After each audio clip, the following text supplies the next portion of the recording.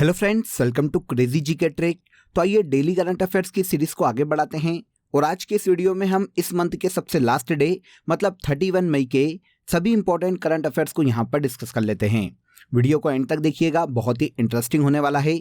और इसके अलावा अगर आपको इस टॉपिक की PDF को डाउनलोड करना है तो आप सभी जानते हैं कि आपको क्रेजी जी के ट्रिक के टेलीग्राम चैनल पर या फिर क्रेजी जी के ट्रिक के एप्लीकेशन पर इसकी PDF free of cost available है। वहां पर जाकर आप इसे इजीली डाउनलोड कर सकते हैं। देखिए, लास्ट डे के करंट अफेयर में मैंने आपसे क्वेश्चन ऑफ द डे पूछा था कि 56वां ज्ञानपीठ पुरस्कार किसे प्रदान किया गया है। आप सभी के आंसर कमेंट बॉक्स में बिल्कुल सही आए हैं। 56वां ज्ञानपीठ पुरस्कार नीलमणि फुकन को दिया गया था, जो कि असमिया भाषा के साहित्यकार हैं। तो आज के इस सेशन में भी आपके लिए क्वेश्चन ऑफ द डे बहुत ही इंटरेस्टिंग होने वाला है, इसीलिए वीडियो को एंड तक देखिएगा, एंड तक इस वीडियो में बने रहिएगा। आइए शुरू करते हैं और डेली करंट अफेयर का आज का सबसे पहला क्वेश्चन देख लेते हैं।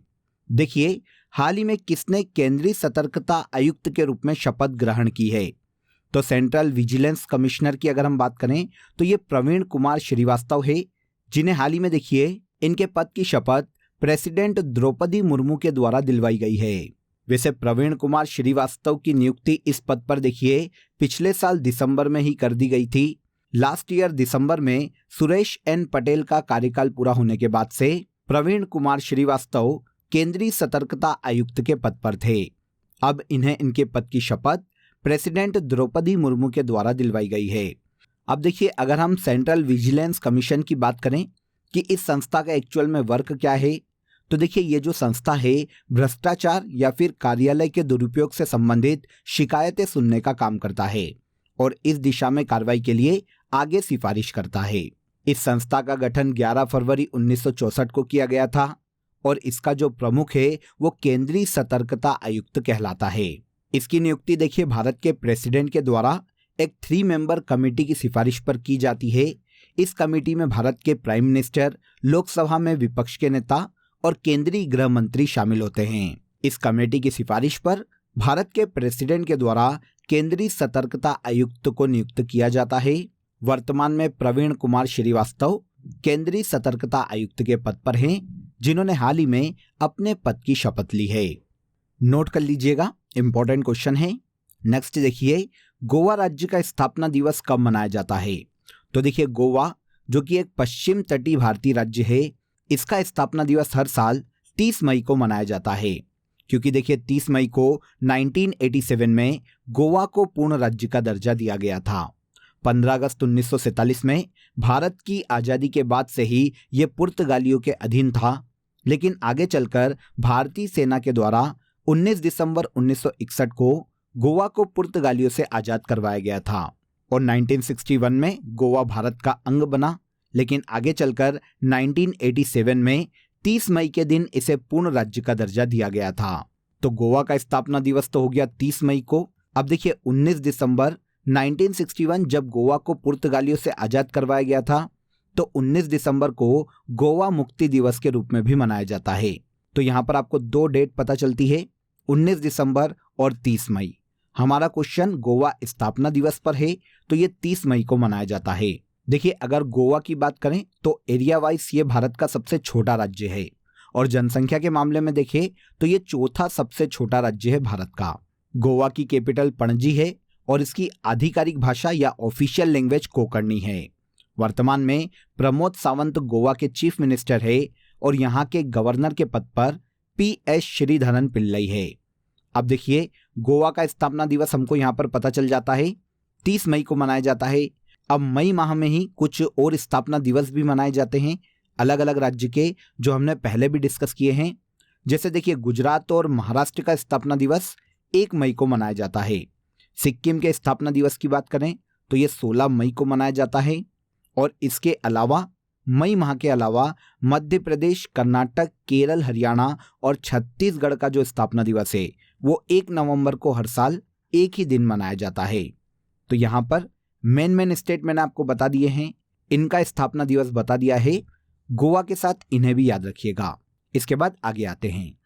हाल ही में चर्चा में रही खिलाड़ी ज्योति याराजी का संबंध किस खेल से है। ज्योति याराजी जो कि देखिए भारत के आंध्र प्रदेश राज्य से आती है, ये भारत की एक एथलीट है जो कि रेस या दौड़ से संबंधित है। आंसर डी हो जाएगा। अब ये सुर्खियों में क्यों हैं? तो देखिए, हाल ही में आंध्र प्रदेश की ज्योति याराजी ने जर्मनी में आयोजित गाला टूर्नामेंट 2023 एथलेटिक्स मीट में महिलाओं की 100 मीटर बाधा दौड़ में गोल्ड मेडल अपने नाम किया है। इसी टूर्नामेंट में देखिए, लग्जमबर्ग की विक्टोरिया रोश ने सिल्वर मेडल अपने नाम किया है 100 मीटर में, और जर्मनी की सेलिना वॉन ने ब्रॉन्ज मेडल अपने नाम किया है। वैसे देखिए, इंडियन ही इंपॉर्टेंट है और इन्होंने गोल्ड जीता है, इसलिए केवल अगर आप इन्हें भी याद रखेंगे तो आपका काम हो जाएगा। ज्योति याराजी जो कि आंध्र प्रदेश से है, इन्होंने 100 मीटर बाधा दौड़ में गोल्ड मेडल गाला टूर्नामेंट एथलेटिक मीट में जीता है, जिसका आयोजन जर्मनी में हाल ही में किया गया था। हाल ही में जम्बू चिड़ियाघर किस राज्य में खोला गया? तो देखिए, आपको चिड़ियाघर के नाम से समझ में आएगा, जम्बू जम्मू कश्मीर के नाम से मेल खा रहा है, तो जम्बू चिड़ियाघर का उद्घाटन भी हाल ही में जम्मू कश्मीर राज्य में किया गया है। जम्मू कश्मीर में इस चिड़ियाघर का इनॉग्रेशन जम्मू कश्मीर के उपराज्यपाल मनोज सिन्हा ने हाल ही में किया है। इस चिड़ियाघर को जम्बू चिड़ियाघर के नाम से जाना जाता है। देखिए, इसकी विशेषता ये है फ्रेंड्स कि ये उत्तर भारत का सबसे बड़ा चिड़ियाघर है। इसका जो नाम है वो जम्मू शहर के संस्थापक राजा जम्बू लोचन के नाम पर रखा गया है। तो जम्बू चिड़ियाघर भारत के जम्मू कश्मीर राज्य में स्थित है, जिसका इनॉग्रेशन वहां के उपराज्यपाल मनोज सिन्हा ने किया है। संयुक्त राष्ट्र शांति सैनिकों का इंटरनेशनल डे कब मनाया जाता है? तो देखिए, international day of united nation peace maker हर साल 29 मई को मनाया जाता है। देखिए, 1948 में यूनाइटेड नेशन शांति सेना की स्थापना की गई थी। 1948 से इस मिशन के तहत काम करने वाले 10 लाख से अधिक कर्मियों की सेवा व बलिदान को याद करने के लिए 29 मई को हर साल international day of united nation peace maker के रूप में मनाया जाता है। तो यहाँ पर हमको पर्टिकुलर डे पता चल जाता है। अब देखिए, 2023 में इस दिन को मनाए जाने की थीम की बात करें तो पीस बिगिंस विथ मी, ये 2023 के international day of united nation peace maker की थीम है। उद्देश्य मैंने आपको बता ही दिया है कि ये क्यों मनाया जाता है। यह उन लोगों को एक श्रद्धांजलि के रूप में भी कार्य करता है जिन्होंने शांति सैनिकों के रूप में सेवा करते हुए अपनी जान गंवाई है। तो सीधा सा मतलब है, यूनाइटेड नेशन शांति सेना के जितने भी सैनिक हैं जिन्होंने इसके लिए काम करते हुए अपना बलिदान दिया है, उनको इस दिन याद किया जाता है। ये डे कब मनाया जाता है? तो हर साल 29 मई को मनाया जाता है। क्लियर? इसके बाद देखिए, हाल ही में माता खीर भवानी मेले का आयोजन किस राज्य में किया गया है? तो देखिए, खीर भवानी मेला जो कि एक देवी के पूजा स्थल पर मनाया जाता है, देवी के मंदिर पर मनाया जाता है, ये भारत के जम्मू कश्मीर राज्य में प्रचलित है। जम्मू कश्मीर में माता खीर भवानी मेले का आयोजन किया जाता है। यहाँ पर देखिए, आप इमेज देख सकते हैं, देवी के मंदिर पर इस मेले में देखिए खीर चढ़ाई जाती है, इसीलिए इसका नाम पड़ गया है खीर भवानी मेला। खीर भवानी, शीर भवानी या राज्ञा देवी मंदिर है ये, जहां पर इस मेले का आयोजन किया जाता है। जम्मू कश्मीर के गांदरबल जिले में तुलमुल गांव में इसका आयोजन किया जाता है। परंपरा के अनुसार वसंत ऋतु जब होती है तब माता को यहाँ पर खीर का भोग लगाया जाता है। इस मंदिर को लेकर देखिए काफी मान्यताएं प्रचलित है। जैसे देखिए, ये जो कुंड है आप जिस पर माता जी की ये मूर्ति इमेज में देख सकते हैं, इसके बारे में मान्यता है कि अगर कोई भी प्राकृतिक आपदा आती है या भविष्य में घटने वाली है तो इस मंदिर के नीचे जो कुंड है उसका पानी अपने आप काला पड़ जाता है। हालांकि ये मान्यताएं हैं, मान्यताएं काफी बड़ा जनसमूह मानता है, उसे स्वीकार करता है। तो ये मान्यता खीर भवानी मंदिर से जुड़ी हुई है जो कि जम्मू कश्मीर राज्य में स्थित है, और यहीं पर खीर भवानी मेले का भी आयोजन हाल ही में किया गया है। इसके बाद देखिए, 76 कांस फिल्म फेस्टिवल 2023 में बेस्ट एक्ट्रेस का पुरस्कार किसे प्रदान किया गया है? Very very important. Cannes film festival से रिलेटेड बेस्ट एक्टर, एक्ट्रेस और डायरेक्टर को आप याद रखिएगा, यहां से क्वेश्चन एग्जाम में पूछा जा सकता है। देखिए, बेस्ट एक्ट्रेस की बात करें तो 76वें कांस फिल्म फेस्टिवल 2023 में बेस्ट एक्ट्रेस का जो अवार्ड है वो मरवे दिजदार को दिया गया है। कहाँ की अभिनेत्री है? तो ये तुर्की की अभिनेत्री है मरवे दिजदार, जिनको उनकी मूवी अबाउट ड्राई ग्रॉसेस के लिए, इस मूवी में उनके अभिनय के लिए 76 कांस फिल्म फेस्टिवल में बेस्ट एक्ट्रेस का अवार्ड दिया गया है। इसके अलावा देखिए अन्य विनर्स की सूची भी यहाँ पर हम देख लेते हैं जो कि हमें यहाँ से एग्जाम में पूछे जा सकते हैं। कांस फिल्म फेस्टिवल में बेस्ट एक्टर का अवार्ड कोजी याकुशो को दिया गया है जो कि जापान के एक अभिनेता हैं। मानद पाल्मे डी ओर अवार्ड हॉलीवुड अभिनेता माइकल डगलस को दिया गया है। पाल्मे डी ओर फिल्म का award anatomy of A fall को दिया गया है जिसके डायरेक्टर जस्टिन ट्रॉयट है। लास्ट देखिए कांस फिल्म फेस्टिवल में बेस्ट डायरेक्टर का जो अवार्ड है वो ट्रान अन हंग को दिया गया है। ये वियतनाम मूल के फ्रांसीसी डायरेक्टर हैं जिन्हें 76वें कांस फिल्म फेस्टिवल में बेस्ट डायरेक्टर का अवार्ड दिया गया है। तो बेस्ट एक्टर, एक्ट्रेस और डायरेक्टर ये 3 क्वेश्चन तो आपको स्पेशली याद रखना चाहिए क्योंकि यहाँ से क्वेश्चन कोई सा भी अवार्ड हो नॉर्मली पूछे जा सकते हैं। इसके बाद देखिए अब अगर हम कांस फिल्म फेस्टिवल की बात करें तो ये फ्रांस के देखिए कौन शहर में हर साल आयोजित होने वाला दुनिया का सबसे प्रतिष्ठित फिल्म फेस्टिवल है। इसकी शुरुआत 1946 में की गई थी और हाल ही में 2023 में 76वें कांस फिल्म फेस्टिवल का आयोजन 16 से 27 मई तक किया गया है। इसके बाद देखिए 13वीं हॉकी इंडिया सब जूनियर पुरुष राष्ट्रीय चैंपियनशिप 2023 का खिताब किसके द्वारा जीता गया। तो पहले तो यहाँ पर नाम देख लीजिए, थोड़ा सा लंबा नाम है, भूल मत जाना। 13 हॉकी इंडिया सब जूनियर मेंस नेशनल चैंपियनशिप 2023 इसका खिताब देखिए हाल ही में उत्तर प्रदेश की टीम ने अपने नाम किया है। यह पुरुष हॉकी चैंपियनशिप है, यहाँ पर आप इमेज देख सकते हैं। इसका खिताब यूपी की टीम ने अपने नाम किया है। इसका खिताबी मुकाबला देखिए उत्तर प्रदेश के बिरसा मुंडा हॉकी स्टेडियम में खेला गया था और इस फाइनल में उत्तर प्रदेश हॉकी टीम ने ओडिशा हॉकी एसोसिएशन को हराकर ये खिताब अपने नाम कर लिया है। अब देखिए ये तो पुरुष वर्ग का खिताब था। अब इसी में अगर हम महिला राष्ट्रीय चैंपियनशिप की बात करें तो 13 इंडियन सब जूनियर वुमेन्स नेशनल चैंपियनशिप का खिताब मई माह में ही हरियाणा की टीम ने अपने नाम किया था।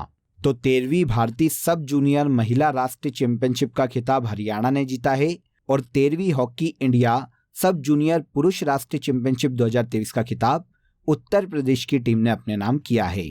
दोनों को याद रखिएगा। Final Birsa Munda hockey stadium Uttar Pradesh में खेला गया था। हाल ही में चर्चा में रहा तूफान मावर का संबंध किस महासागर से है। तो देखिए तूफान मावर हाल ही में प्रशांत महासागर क्षेत्र में आया है। प्रशांत महासागरीय क्षेत्र के जो आइलैंड वाले देश है या फिर जो टापू वाले स्थान हैं वहां पर स्थानीय रूप से इस तूफान को बेट्टी के नाम से जाना जाता है। पहले आंसर ले लेते हैं। तूफान मावर प्रशांत महासागर में आया है। यह प्रशांत महासागर में हाल ही में आया हुआ एक उष्ण कटिबंधीय चक्रवाती तूफान है। अमेरिकी प्रशांत क्षेत्र गुआम में देखिए पिछले हफ्ते इसने काफी तबाही मचाई थी। यह प्रशांत महासागरीय क्षेत्र में पिछले 2 दशक का सबसे शक्तिशाली तूफान है। गुआम क्षेत्र में तबाही मचाने के बाद अब ये फिलीपींस की ओर आगे बढ़ गया है। हालांकि इसका जो स्वरूप है वो पहले से अब कमजोर पड़ गया है, लेकिन फिर भी गुआम या प्रशांत महासागरीय क्षेत्र में इसने काफी तबाही मचाई है। इसका नाम है तूफान मावर जो कि प्रशांत महासागरीय क्षेत्र में आया है। इसके बाद आज के करंट अफेयर का सबसे लास्ट क्वेश्चन देखिए। लास्ट ईयर 2022-23 में एनपीए प्रबंधन में कौन सा बैंक शीर्ष पर रहा है। तो देखिए 2022-23 के लिए एनपीए मैनेजमेंट में बैंक ऑफ महाराष्ट्र टॉप पर रहा है। बैंक ऑफ महाराष्ट्र एनपीए प्रबंधन 2022-23 में पहले स्थान पर है। इसके बाद दूसरे स्थान पर एचडीएफसी बैंक है और तीसरे स्थान पर इस लिस्ट में कोटक महिंद्रा बैंक का नाम आता है। अब पहली चीज तो आपको यह समझना होगा कि एनपीए होता क्या है। देखिए नॉन परफॉर्मिंग एसेट्स एनपीए कहलाता है शॉर्ट में। ये ऐसे ऋण होते हैं जो कि समय पर वापस नहीं आते। फॉर एग्जाम्पल किसी व्यक्ति ने बैंक से लोन लिया, अब वो लोन की किश्तें नहीं चुका पा रहा। अगर ऐसा कंटिन्यू 90 दिनों तक होता है, 3 माह तक होता है, तो वो व्यक्ति का जो ऋण है वो एनपीए में चला जाता है। इसे कहा जाता है नॉन परफॉर्मिंग एसेट्स। अब इसी नॉन परफॉर्मिंग एसेट्स के मैनेजमेंट के मामले में 2022-23 के लिए सबसे टॉप पर बैंक ऑफ महाराष्ट्र है, जिसने अपनी नॉन परफॉर्मिंग एसेट्स को सबसे अच्छी तरीके से मैनेज किया है। ओके, तो यहां पर देखिए हमने 31 मई के सभी इंपॉर्टेंट करंट अफेयर्स को डिस्कस कर लिया। अब आज की फैक्ट शीट में हम भारत के फर्स्ट मेल को यहां पर डिस्कस करेंगे। तो सबसे पहला देखिए, भारत में पहले राष्ट्रपति राजेंद्र प्रसाद हैं। भारत के पहले मुस्लिम राष्ट्रपति जाकिर हुसैन हैं। भारत के पहले उपराष्ट्रपति डॉक्टर सर्वपल्ली राधाकृष्णन हैं। भारत के पहले पीएम जवाहरलाल नेहरू हैं। भारत के पहले मुख्य चुनाव आयुक्त सुकुमार सेन हैं। आगे देखिए, भारत के पहले भारत रत्न से सम्मानित व्यक्ति डॉक्टर सर्वपल्ली राधाकृष्णन हैं। भारत रत्न प्राप्त करने वाले पहले विदेशी अब्दुल गफ्फार खान हैं। भारत में पहले chief justice of India Hiralal J Kania हैं। भारत में प्रथम अंतरिक्ष यात्री राकेश शर्मा हैं।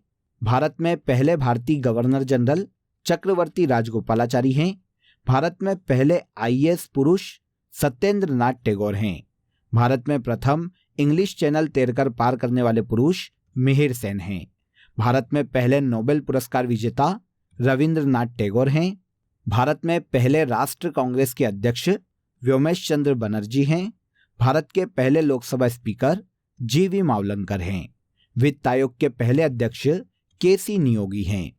तो यहाँ पर मैंने आपको ऐसे मेल बताए हैं, भारत के ऐसे पुरुष बताए हैं जो कि प्रथम रहे हैं किसी ना किसी क्षेत्र में।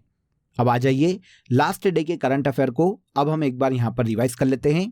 पहला देखिए, आईफा अवार्ड 2023 में बेस्ट एक्टर का अवार्ड किसे प्रदान किया गया? तो आईफा अवार्ड 2023 में बेस्ट एक्टर का अवार्ड ऋतिक रोशन को उनकी मूवी विक्रम वेदा के लिए दिया गया है। तुर्की के नए राष्ट्रपति रेचेप तैयब एर्दोगन बनाए गए हैं। हाल ही में उत्तर पूर्वी राज्य की पहली वंदे भारत ट्रेन असम के गुवाहाटी से चलाई गई है। इसके बाद हाल ही में Malaysia masters super 500 badminton tournament का खिताब एचएस प्रणय ने अपने नाम किया है। हाल ही में इसरो द्वारा नेविगेशन उपग्रह NVS-1 को कहां से लॉन्च किया गया? तो इसे श्रीहरिकोटा द्वीप पर स्थित सतीश धवन अंतरिक्ष केंद्र से लॉन्च किया गया है। नई संसद भवन का उद्घाटन भारत के पीएम नरेंद्र मोदी ने हाल ही में किया है।